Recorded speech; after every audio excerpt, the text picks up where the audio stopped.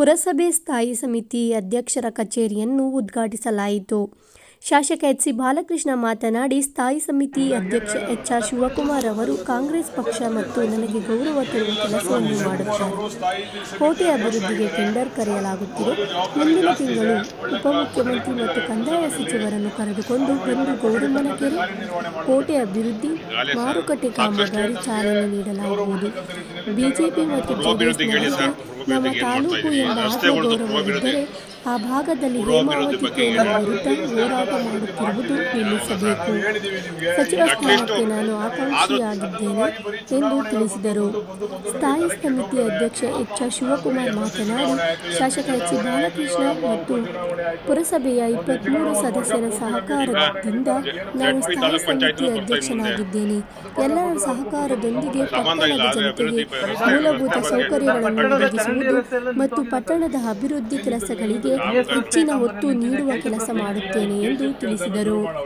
ಈ ಸಂದರ್ಭದಲ್ಲಿ ಅಧ್ಯಕ್ಷರಾದ ರಮ್ಯಾ ನರಸಿಂಹಮೂರ್ತಿ, ಉಪಾಧ್ಯಕ್ಷರಾದ ರಿಯಾಜ್, ಸದಸ್ಯರುಗಳಾದ ಕಾಂತರಾಜ್, ವೆಂಕಟರಾಮ್, ರಾಮಣ್ಣ, ಪುರುಷೋತ್ತಮ್, ಚಿಕ್ಕರಾಜು, ಗುರು, ಅನಿಲ್ ಕುಮಾರ್, ರಂಗ ಹನುಮಯ್ಯ, ಎಂಎನ್ ಮಂಜು ಮತ್ತಿತರ ಗಣ್ಯರು ಭಾಗವಹಿಸಿದ್ದರು. ಮುಂದಿನ ತಿಂಗಳಲ್ಲಿ ಒಂದು DCM ಅವರನ್ನ ಕರ್ಕೊಂಡು ಒಂದು ಕಾರ್ಯಕ್ರಮ ಮಾಡಿ ಅವಕ್ಕೆಲ್ಲ ಚಾಲನೆ ಕೊಡ್ತೀವಿ. ಈಗ ಏನೋ ಹೊಸದಾಗಿ ಕಟ್ತಾ ಇರ್ತಕ್ಕಂಥ ನಮ್ಮ ಮಾರ್ಕೆಟ್ ಬಿಲ್ಡಿಂಗ್ ಇರ್ಬೋದು, ಗೌರಮ್ಮನ ಕೆರೆ ವಿಚಾರ ಇರ್ಬೋದು, ಕೋಟೆ ವಿಚಾರ ಇರ್ಬೋದು, ಇವೆಲ್ಲವನ್ನು ಕೂಡ ಈಗ ಚಾಲನೆ ಕೊಡ್ತೀವಿ. DCM ಮತ್ತು ನಮ್ಮ ರೆವಿನ್ಯೂ ಮಿನಿಸ್ಟರ್ ಕೂಡ ಬಂದು ಚಾಲನೆ ಕೊಡ್ತಾರೆ. ಹೇಮಾವತಿ ಯೋಜನೆ ಬಗ್ಗೆ ಹೇಳಿ ಸರ್.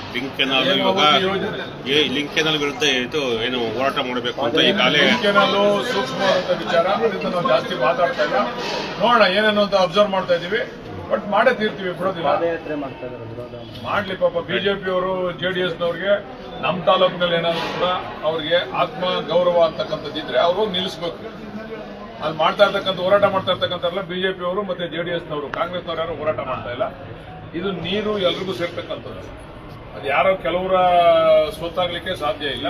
ಅದರಿಂದ ನಾನು ಬಿಜೆಪಿ ಮತ್ತೆ ಪಾಪ ಅನೇಕ ಜನ ನಮ್ಮ ಜನ ಉಚ್ಚೆದ್ದು ಬಿಜೆಪಿಗೆ ಓಟ್ ಹಾಕಿದ್ರು ನಮ್ಮ ತಾಲೂಕಿನಲ್ಲೂ ಕೂಡ. ಆ ಜನಕ್ಕೆ ನ್ಯಾಯ ಒದಗಿಸ್ಕೊಡ್ಬೇಕು ಅಂತ ಹೇಳಿ ಸನ್ಮಾನ್ಯ MP ಅವ್ರನ್ನ ಮತ್ತೆ ಮಾಜಿ ಶಾಸಕರನ್ನಿಬ್ಬರನ್ನು ಮನವಿ ಮಾಡ್ಕೊಡ್ತೀವಿ. ಮುಂದೆ ನೀವೇ ತೀರ್ಮಾನ ತಗೋತೀವಿ ಸರ್. ಅದರಲ್ಲಿ ಈಗ ಹೇಳಲ್ಲ, ನಾವು ಒಂದು ತೀರ್ಮಾನ ತಗೋತೀವಿ. ಮುಂದೆ ಈಗಾಗಲೇ ಬಹಳಷ್ಟು ವಿಳಂಬ ಆಗಿದೆ. ವಿಳಂಬ ಯಾರಿಂದ ಆಗಿದೆ? ಅವರಿಂದಲೇ ಆಗಿರ್ಬೋದು. ನಾವು ಅವ್ರನ್ನ ಕಾನ್ಫಿಡೆನ್ಸ್ ತಗೊಂಡು ಮಾಡಬೇಕು ಅಂತಕ್ಕಂಥದ್ದು ನಮ್ಮ ಉದ್ದೇಶ ಅಷ್ಟೇ. ಅದರಿಂದ ವಿಳಂಬ ಆಗ್ತಾ ಇದೆ. ಮುಂಜೂರಾತಿ ಆಗಿದೆ. ಮುಂಜೂರಾತಿ ಮಾಡಿರ್ತಕ್ಕಂಥವ್ರು DK ಶಿವಕುಮಾರ್ ಅವರು, DK ಸುರೇಶ್ ಅವರು. ಅದಕ್ಕೆ ಈಗ ನಮಗೆ ವಿರೋಧ ಪಕ್ಷದವರಿಂದ ನಮಗೆ ಸಹಮತ ಸಿಗ್ತಾ ಇಲ್ಲ. ಅದರಿಂದ ಅವರಲ್ಲಿ ಮನವಿ ಮಾಡ್ತೀವಿ. ಅವರು ಶಾಸಕರು ಪಾಪ ನಮ್ಮನ್ನ ಖಾಲಿ ಡಬ್ಬ ಅಂತ ಹೇಳೋರಲ್ಲ, ಅವ್ರು ಇವಾಗ ತುಂಬು ಡಬ್ಬ ಆಗಲಿ ಅಂತ ಮನವಿ ಮಾಡಿದ್ರು. ಸರ್, ಚನ್ನಪಟ್ಟಣ ಉಪಚುನಾವಣೆ ವಿಚಾರವಾಗಿ ಸರ್, ಚನ್ನಪಟ್ಟಣ ಉಪಚುನಾವಣೆಗೆ ಏನ್ ಹೇಳ್ತೀರಿ ಸರ್? ಚನ್ನಪಟ್ಟಣ ಜನತೆಗೆ ಏನ್ ಹೇಳ್ತೀವಿ? ಗೆಲ್ಸವ್ರೆ ಕೆಲಸ ಮಾಡ್ತೀವಿ ಅಂತ ಹೇಳ್ತೀವಿ. ಸುಮ್ಮನೆ ಅವೆಲ್ಲ ದುರಂಕಾರದ ಮಾತುಗಳು. ಪೂರ್ತಿ ಕಡಿಮೆ, ಜಾಸ್ತಿ ಕಡಿಮೆ ಎಲ್ಲ ಆಗಲ್ಲ. ಅವಕಾಶ ರೂಲಿಂಗ್ ಪಾರ್ಟಿ ಐತೆ ಅಂತೇಳಿ ಅವಕಾಶ ಮಾಡಿಕೊಟ್ಟವ್ರೆ. CP ಯೋಗೀಶ್ವರ್ ಅವ್ರಿಗೊಂದು ಅವಕಾಶ ಕೊಟ್ಟವ್ರೆ. DK ಶಿವಕುಮಾರ್ ಅವರ ಕಾರ್ಯ, ಮುಖ್ಯಮಂತ್ರಿಗಳ ಕಾರ್ಯ, ನಮ್ಮ ಸರ್ಕಾರದ ಕಾರ್ಯನ ಮೆಚ್ಚಿ ಜನ ಓಟ್ ಹಾಕವ್ರೆ. ಅದನ್ನು ಉಳಿಸ್ಕೊಂಡು ಹೋಗ್ತಕ್ಕಂಥ ಕೆಲಸ ನಾವೆಲ್ಲ ಮಾಡ್ತೀವಿ. ಅವ್ರನ್ನೇ ಕೇಳಬೇಕು ನೀವು. ನಮ್ಗೆ ಅವೆಲ್ಲ ಗೊತ್ತಿಲ್ಲ. ಅಷ್ಟೊಂದು ಶಕ್ತಿ ನಮಗಿಲ್ಲ. ನಾವಿನ್ನೂ ಸ್ವಲ್ಪ ಶಕ್ತಿ ಕಡಿಮೆ ಇರೋದು. ಡಿಸೆಂಬರ್ನಲ್ಲಿ ಸಂಪುಟ ಪುನರಚನೆ ಆಗುವಂತ ಸಂಭವ ಐತೆ ಅಂತ ಹೇಳ್ಬಿಟ್ಟು ಮಾಧ್ಯಮಗಳು ಬಿಂಬಿಸ್ತಾರೆ. ಕೊಡ್ತೀವಿ ಅಂತ ಮುಖ್ಯಮಂತ್ರಿ ಉಪಮುಖ್ಯಮಂತ್ರಿ ಹೇಳವ್ರೆ. ನೋಡುವ ಆ ಟೈಮ್ ಏನಾಗ್ತದೆ ಅಂತ ಹೈಕಮಾಂಡ್ ಕೂಡ ತೀರ್ಮಾನ. ನೀವು ಒಬ್ರು ಆಕಾಂಕ್ಷಿ ಎಲ್ಲ ಮಾಡ್ಲೇಬೇಕಲ್ವನ್ರಿ.